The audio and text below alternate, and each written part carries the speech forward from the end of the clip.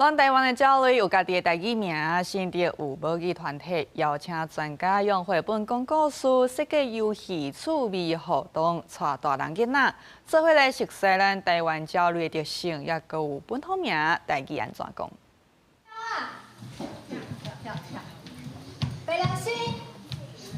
好耍的活動，互大家佇過程中做伙熟悉鳥仔的台語名，佮講古，互大家知影粉鳥佮烏鶖的差別。來參加民眾講，真濟鳥仔的台語講法，連大人攏唔知影。內底有花仔花香、白頭殼啊、乾身鳥等等，實在足趣味的。我其實我家己嘛無熟，因為就算做這項講台語，這嘛是無啥會曉講較特別的種。像這種個叫鳥名嘛是講無啥會出來。想講要加接受台語的，加聽一寡台語的物件呢。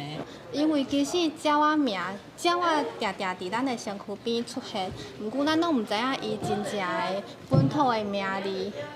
而且，咱這個台語的鳥仔名是為足久以前，咱祖先來的時陣，因就安尼甲叫。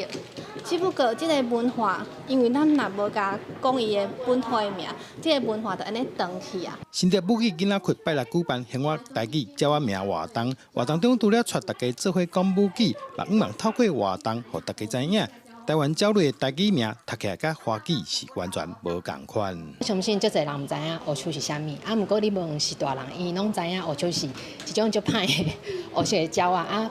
平常時咱台灣會當電火條看到的嘛，攏是烏鶖，迄毋是烏鴨。